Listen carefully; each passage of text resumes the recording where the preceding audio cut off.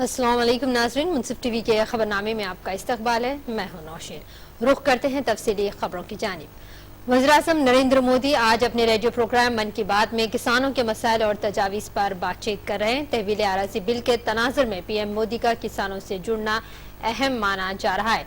तहवील आराज़ी bill मामले पर हुकूमत पर किसान मुखालिफ होने के इल्जामात के दरमियान मोदी आज आकाशवाणी पर अपने प्रोग्राम मन की बात के जरिए मुल्क के किसानों से रूबरू होंगे और उनसे मुंसलिक मसाइल पर बातचीत करेंगे। और अब हम सीधा रुख करते हैं इसी जानिब। किसी ने यहाँ तक कहा है कि पशु मर जाता है तो उसको हटाने का ही कोई प्रबंध नहीं होता, बीमारी फैल जाती है। यानी कितनी उपेक्षा हुई है। और आज मन की बात से शासन में बैठे हुए लोगों को एक कड़ा संदेश इससे मिल रहा है। हमें राज करने का अधिकार तब है जब हम इन छोटी छोटी बातों को भी ध्यान दें।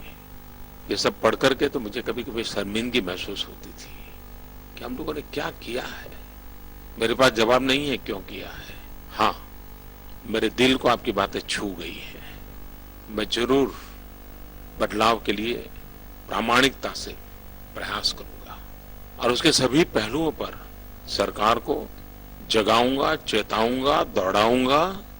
मेरी कोशिश रहेगी, मैं विश्वास दिलाता हूं। मैं ये भी जानता हूं कि पिछले वर्ष बारिश कम हुई तो परेशानी तो थी ही थी। इस बार बेमौसमी बरसात हो गई, ओले गिरे। एक प्रकार से महाराष्ट्र से ऊपर सभी राज्यों में ये मुसीबत आई और हर कोने में किसान परेशान हो गया। छोटा किसान जो बेचारा इतनी कड़ी मेहनत करके साल भर अपनी जिंदगी गुजारा करता है, उसका तो सब कुछ तबाह हो गया है। मैं इस संकट की घड़ी में आपके साथ हूं। सरकार के मेरे सभी विभाग राज्यों के संपर्क में रह करके स्थिति का बारीकी से अध्ययन कर रहे हैं। मेरे मंत्री भी निकले हैं, हर राज्य की स्थिति का जायजा लेंगे। राज्य सरकारों को भी मैंने कहा है कि केंद्र और राज्य मिलकर के इन मुसीबत में फंसे हुए सभी किसान भाइयों बहनों को जितनी ज्यादा मदद कर सकते हैं वो करें। मैं आपको विश्वास दिलाता हूं कि सरकार पूरी संवेदना के साथ आपकी इस संकट की घड़ी में आपको पूरी तत्परता से मदद करेगी। जितना हो सकता है उसको पूरा करने का प्रयास किया जाएगा। गांव के लोगों ने, किसानों ने कई मुद्दे उठाए हैं। सिंचाई की चिंता व्यापक नजर आती है। गांव में सड़क नहीं है, उसका भी आक्रोश है। खाद की कीमतें बढ़ रही हैं, उस पर भी किसान की नाराजगी है। बिजली नहीं मिल रही है, किसानों को ये भी चिंता है कि बच्चों को पढ़ाना है, अच्छी नौकरी मिले, ये भी उनकी इच्छा है, उसकी भी शिकायतें ही। माताओं बहनों भी गांव में कहीं नशाखोरी हो रही है, उस पर अपना आक्रोश जताया है। कुछ ने तो अपने पति को तंबाकू खाने की आदत है, उस पर भी अपना रोष मुझे व्यक्त करके भेजा है। आपके दर्द को मैं समझ सकता हूँ। किसान का ये भी कहना है कि सरकार की योजनाएं तो बहुत सुनने को मिलती है लेकिन हम तक पहुंचती नहीं है। किसान ये भी कहता है कि हम इतनी मेहनत करते हैं, लोगों का तो पेट भरते हैं लेकिन हमारा नहीं भरता है, हमें पूरा पैसा नहीं मिलता है। जब माल बेचने जाते हैं तो लेने वाला नहीं होता है, कम दाम में बेच देना पड़ता है। ज्यादा पैदावार करें तो भी मरते हैं, कम पैदावार करें तो भी मरते हैं। यानी किसानों ने अपने मन की बात मेरे सामने रखी है। मैं मेरे किसान भाइयों बहनों को विश्वास दिलाता हूँ कि मैं राज्य सरकारों को भी और भारत सरकार के भी हमारे सभी विभागों को भी और अधिक सक्रिय करूंगा। तेज गति से इन समस्याओं के समाधान के रास्ते खोजने के लिए प्रेरित करूंगा। मुझे लग रहा है कि आपका धैर्य कम हो रहा है। बहुत स्वाभाविक है, 60 साल आपने इंतजार किया है। मैं प्रामाणिकता से प्रयास करूंगा। किसान भाइयों, ये आपके ढेर सारे सवालों के बीच में मैंने देखा है कि करीब करीब सभी राज्यों से वर्तमान जो भूमि अधिग्रहण बिल की चर्चा है उसका प्रभाव ज्यादा दिखता है और मैं हैरान हूं कि कैसे कैसे भ्रम फैलाए गए हैं। अच्छा हुआ आपने छोटे छोटे सवाल मुझे पूछे हैं, मैं कोशिश करूंगा कि सत्य आप तक पहुंचाऊं। आप जानते हैं भूमि अधिग्रहण का कानून 120 साल पहले आया था। देश आजाद होने के बाद भी 60-65 साल वही कानून चला, और जो लोग आज किसानों को हम बनकर के आंदोलन चला रहे हैं, उन्होंने भी इसी कानून के तहत देश को चलाया, राज किया, और किसानों का जो होना था हुआ। सब लोग मानते थे कि कानून में परिवर्तन होना चाहिए। हम भी मानते थे, हम विपक्ष में थे, हम भी मानते थे। 2013 में बहुत आनंद फानंद के साथ ये नया कानून लाया गया। हमने भी उस समय कंधे से कंधा मिलाकर के साथ दिया। किसान का भला होता है तो साथ कौन नहीं देगा, हमने भी दिया। लेकिन कानून लागू होने के बाद कुछ बातें हमारे ध्यान में आई। हमें लगा कि शायद इससे तो हम किसान के साथ धोखा कर रहे हैं, हमें किसान के साथ धोखा करने का अधिकार नहीं है। दूसरी तरफ जब हमारी सरकार बनी तो राज्यों की तरफ से बहुत बड़ी आवाज उठी, इस कानून को बदलना चाहिए, कानून में सुधार करना चाहिए, कानून में कुछ कमियां हैं उसको पूरा करना चाहिए। दूसरी तरफ हमने देखा कि 1 साल हो गया, कोई कानून लागू करने को तैयार ही नहीं कोई राज्य। और लागू किया तो उन्होंने क्या किया, महाराष्ट्र सरकार ने लागू किया था, हरियाणा ने किया था, जहां पर कांग्रेस की सरकारें थी और जो किसान हितैषी होने का दावा करते हैं, उन्होंने इस अध्यादेश में जो मुआवजा देने का तय किया था उसे आधा कर दिया। अब ये है किसानों के साथ न्याय। तो ये सारी बातें देख करके हमें भी लगा कि भाई इसका थोड़ा पुनर्विचार होना जरूरी है। आनंद फानंद में कुछ कमियां रह जाती हैं, शायद इरादा गलत ना हो, लेकिन कमियां हैं तो उसको तो ठीक करनी चाहिए। और हमारा कोई आरोप नहीं है कि पुरानी सरकार क्या चाहती थी क्या नहीं चाहती थी। हमारा इरादा यही है कि किसानों का भला हो, किसानों के संतानों का भी भला हो, गांव का भी भला हो, और इसलिए कानून में अगर कोई कमियां हैं तो दूर करनी चाहिए। तो हमारा एक प्रामाणिक प्रयास कमियों को दूर करना है। अब एक सबसे बड़ी कमी मैं बताऊं, आपको भी जानकर के हैरानी होगी कि जितने लोग किसान हितैषी बनकर के इतने बड़ी भाषणबाजी कर रहे हैं, एक जवाब नहीं दे रहे हैं।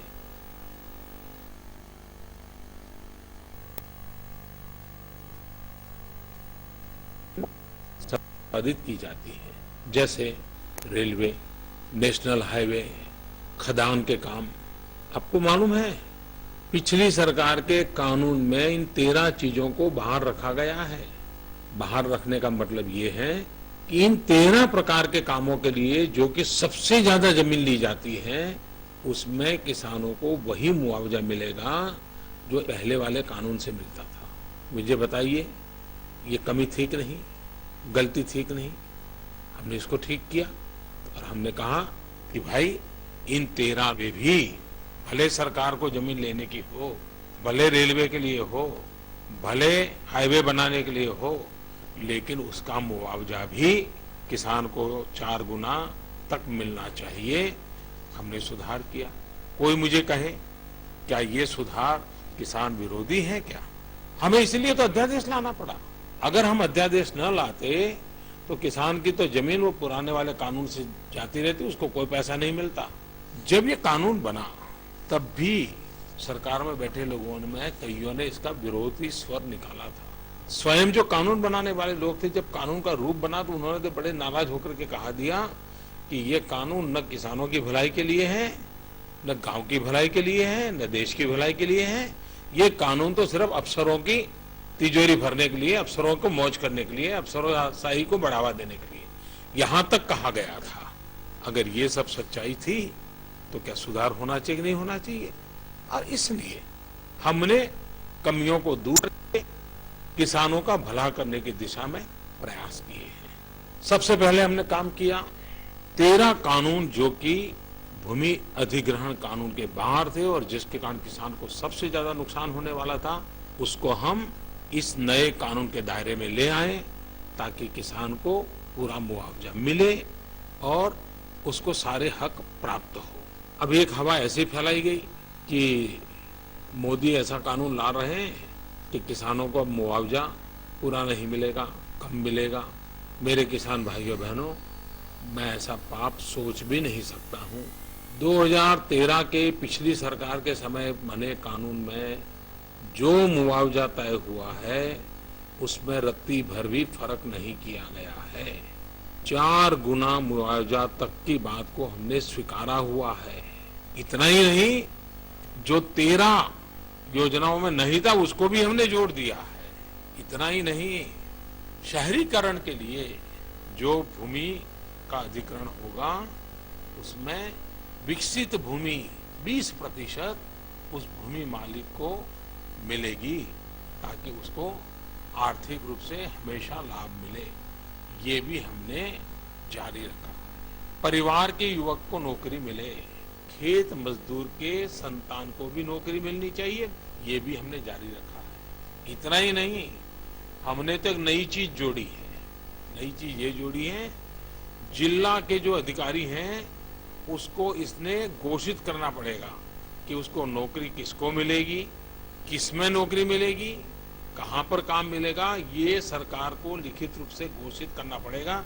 ये नई चीज हमने जोड़ करके सरकार की जिम्मेवारी को फिक्स किया है। मेरे किसान भाइयों बहनों, हम इस बात के आग्रही हैं कि सबसे पहले सरकारी जमीन का उपयोग हो, उसके बाद बंजर भूमि का उपयोग हो, फिर आखिर में अनिवार्य हो तब जाकर के उपजाऊ जमीन को हाथ लगाया जाए। और इसलिए बंजर भूमि का तुरंत सर्वे करने के लिए भी कहा गया है, जिसके कारण वो पहली प्रायोरिटी वो बने। एक हमारे किसानों की शिकायत सही है कि आवश्यकता से अधिक जमीन हड़प ली जाती है। इस नए कानून के माध्यम से मैं आपको विश्वास दिलाना चाहता हूं कि अब जमीन कितनी लेनी उसकी पहली जांच पड़ताल होगी, उसके बाद तय होगा कि आवश्यकता से अधिक जमीन हड़प न की जाए। कभी कभी तो कुछ होने वाला है, कुछ होने वाला है, इसकी चिंता में बहुत नुकसान होता है। ये सोशल इम्पैक्ट असेसमेंट के नाम पर अगर प्रक्रिया सालों तक चलती रहे, सुनवाई चलती रहे, मुझे बताइए ऐसी स्थिति में कोई किसान अपने फैसले कर पाएगा क्या? फसल बोनी है तो वो सोचेगा नहीं नहीं यार पता नहीं वो निर्णय आ जाएगा तो क्या करूँ, और उसके 2-2, 4-4 साल खराब हो जाएंगे और अफसरशाही में चीजें फंसी रहेगी, प्रक्रिया लंबी जटिल, और एक प्रकार से किसान बेचारा अफसरों के पैर पकड़ने जाने के लिए मजबूर हो जाएगा, साहब ये लिखो, ये मत लिखो, वो न लिखो। ये सब होने वाला है। क्या मैं मेरे अपने किसानों को इस अफसरशाही के चुंगल में फिर एक बार फंसा दूं? मुझे लगता है वो ठीक नहीं होगा। प्रक्रिया लंबी थी, जटिल थी, उसको सरल करने का मैंने प्रयास किया। मेरे किसान भाइयों बहनों, 2013 में कानून बना, लेकिन राज्यों ने उसको स्वीकार नहीं किया। किसान तो वहीं का वहीं रह गया, राज्यों ने विरोध किया। मुझे बताइए, क्या मैं राज्यों की बात सुनूं या ना सुनूं? क्या मैं राज्यों पे भरोसा करूं या ना करूं? इतना बड़ा देश राज्यों पे अविश्वास करके चल सकता है क्या? और इसलिए मेरा मत है कि हमें राज्यों पर भरोसा करना चाहिए, भारत सरकार ने विशेष करना चाहिए। तो एक तो मैं राज्यों पर भरोसा करना चाहता हूँ। दूसरी बात है, ये जो कानून में सुधार हम कर रहे हैं, कमियां दूर कर रहे हैं, किसान की भलाई के लिए जो हम कदम उठा रहे हैं, उसके बावजूद भी अगर किसी राज्य को ये नहीं मानना है तो स्वतंत्र है। और इसलिए मैं आपसे कहना चाहता हूं कि ये जो सारे भ्रम फैलाए जा रहे हैं वो सरासर किसान विरोध के भ्रम है, किसान को गरीब रखने की षड्यंत्र का ही हिस्सा है। देश को आगे न ले जाने के जो षड्यंत्र चले हैं उसी का हिस्सा है। उससे बचना है, देश को भी बचाना है, किसान को भी बचाना है। अब गांव में भी किसान को पूछो भाई 3 बेटे हैं, बताओ क्या सोच रहे हो? तो वो कहता है भाई 1 बेटा तो खेती करेगा, लेकिन 2 को कहीं कहीं लगाना है। अब गांव के किसान के बेटों को भी नौकरी चाहिए, उसको भी तो कहीं जाकर के रोजगार कमाना है, तो उसके लिए व्यवस्था करनी पड़ेगी। तो हमने सोचा कि जो गांव की भलाई के लिए आवश्यक है, किसान की भलाई के लिए आवश्यक है, किसान के बच्चों के रोजगार के लिए आवश्यक है, ऐसी की चीजों को जोड़ दिया जाए। उसी प्रकार से हम तो जय जवान जय किसान वाले हैं। जय जवान का मतलब है देश की रक्षा। देश की रक्षा के विषय में हिंदुस्तान का किसान कभी पीछे हटता नहीं है। अगर सुरक्षा के क्षेत्र में कोई आवश्यकता हो तो वो जमीन किसानों से मांगनी पड़ेगी, और मुझे विश्वास वो किसान देगा। तो हमने इन कामों के लिए जमीन लेने की बात को इसमें जोड़ा है। कोई भी मुझे गांव का आदमी बताए कि गांव में सड़क चाहिए कि नहीं चाहिए, अगर खेत में पानी चाहिए तो नहर करनी पड़ेगी कि नहीं करनी पड़ेगी। गांव में आज भी गरीब हैं जिसके पास रहने को घर नहीं है, घर बनाने के लिए जमीन चाहिए कि नहीं चाहिए।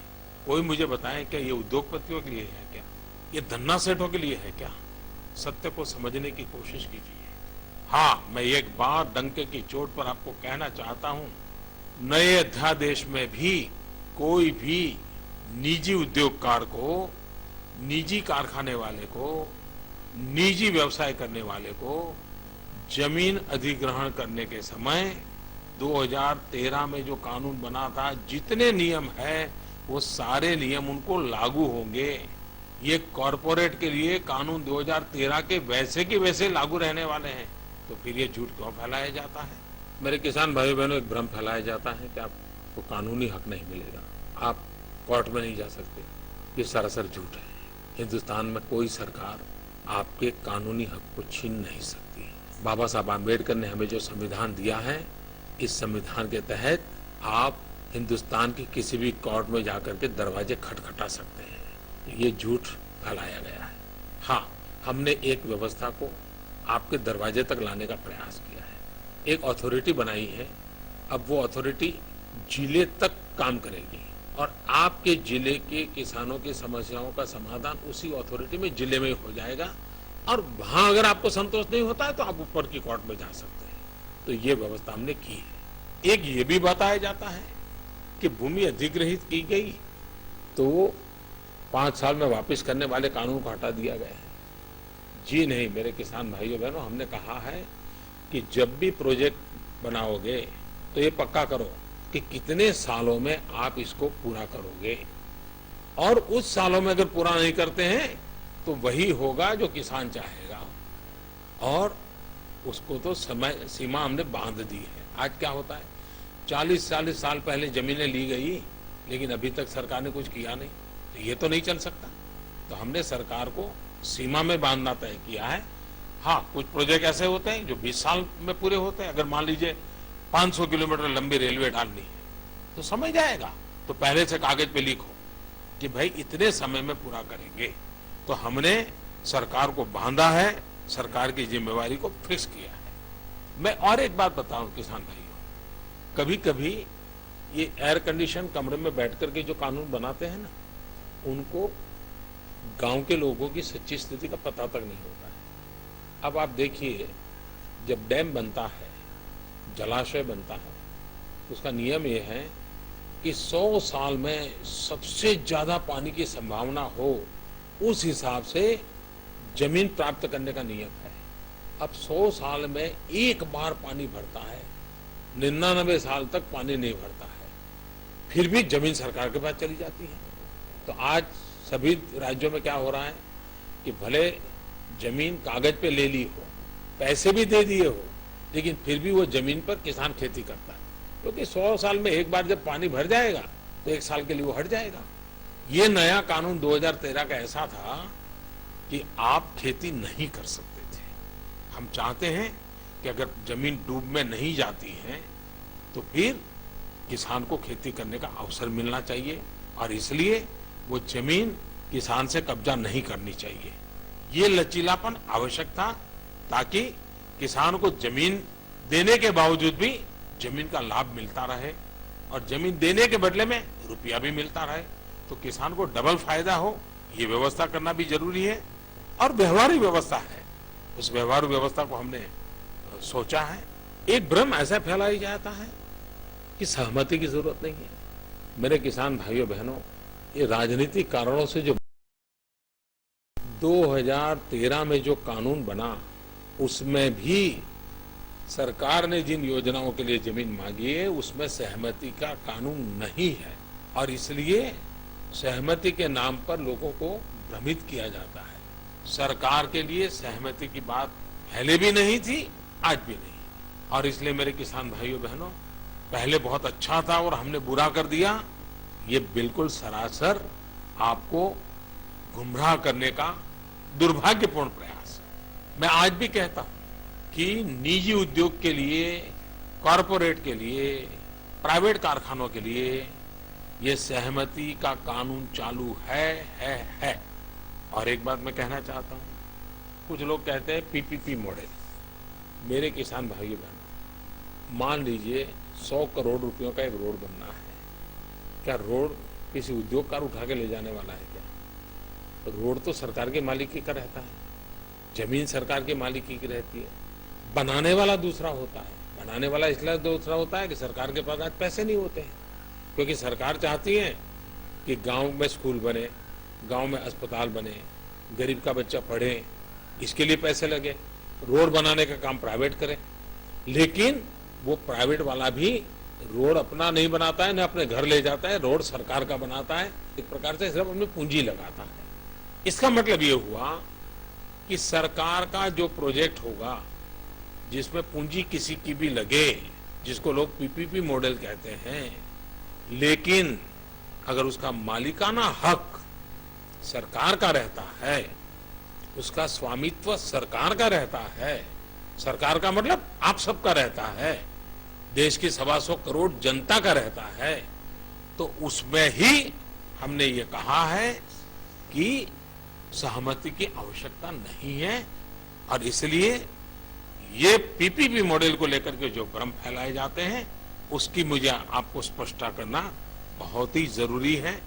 कभी कभार हम जिन बातों के लिए कह रहे हैं कि भाई उसमें सहमति की प्रक्रिया एक प्रकार से अफसरशाही और तानाशाही को बल देगी।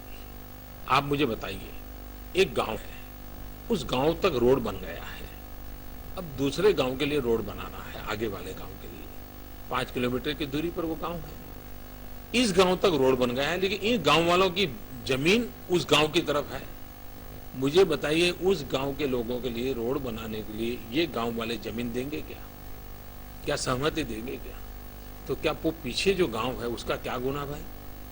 उसको रोड मिलना चाहिए नहीं मिलना चाहिए? उसी प्रकार से मैं नहर बना रहा हूं, इस गांव वालों को पानी मिल गया, नहर बन गई, लेकिन आगे वाले गांव को पानी पहुंचाना है तो जमीन तो इसी गांव वालों के बीच में पड़ती है। तो वो तो कह देंगे कि भाई नहीं, हम तो जमीन नहीं देंगे, हमें तो पानी मिल गया है। तो क्या आगे वाले गांव को नहर मिलनी चाहिए नहीं मिलनी चाहिए? मेरे भाइयों बहनों, ये व्यवहारू विषय है, और इसलिए जिस काम के लिए इतनी लंबी प्रक्रियाएं न हो, हाँ, और किसान के लिए, ये उद्योग के लिए नहीं है, व्यापार के लिए नहीं है, गांव की भलाई के लिए है, किसान की भलाई के लिए है, उसके बच्चों की भलाई के लिए है। एक और बात आ रही है, ये बात मैंने पहले भी कही, हर घर में किसान चाहता है कि एक बेटा भले खेती में रहे, लेकिन बाकी सब संतान रोजी रोटी कमाने के लिए बाहर जाए, क्योंकि उसे मालूम है कि आज समय की मांग है कि घर में घर चलाने के लिए अलग अलग प्रयास करने पड़ते हैं। अगर हम कोई रोड बनाते हैं और रोड के बगल में सरकार इंडस्ट्रियल कॉरिडोर बनाती है, प्राइवेट नहीं, मैं फिर एक बार कहता हूं, प्राइवेट नहीं, पूंजीपति नहीं, धन्ना सेठ नहीं, सरकार बनाती है, ताकि जब कॉरिडोर बनता है 50 किलोमीटर लंबा, 100 किलोमीटर लंबा, तो जो रोड बनेगा, रोड के 1 किलोमीटर बाएं 1 किलोमीटर दाएं, वहां पर अगर सरकार कॉरिडोर बनाती है ताकि नजदीक में जितने भी गांव आएंगे, 50 गांव, 100 गांव, 200 गांव, उनको कोई न कोई वहां रोजी रोटी का अवसर मिल जाए, उनके बच्चों को रोजगार मिल जाए। मुझे बताइए भाइयों बहनों, क्या हम चाहते हैं कि हमारे गांव के किसानों के बच्चे दिल्ली और नाज़रीन, आप देख रहे थे मन की बात प्रोग्राम, जिसमें वज़ीर-ए-आज़म नरेंद्र मोदी किसानों से मुख्तलिफ मौज़ूआत पर बातचीत कर रहे थे। अब देखना ये होगा कि किसान इनकी बातों को कितना मानते हैं और इनकी बातों के पर अमल के लिए कितना तैयार होते हैं, और लैंड एक्वाजिशन बिल जो रुका हुआ है, इस पर क्या आगे मसाइल कम होंगे और क्या इसके ऊपर इसका हल निकल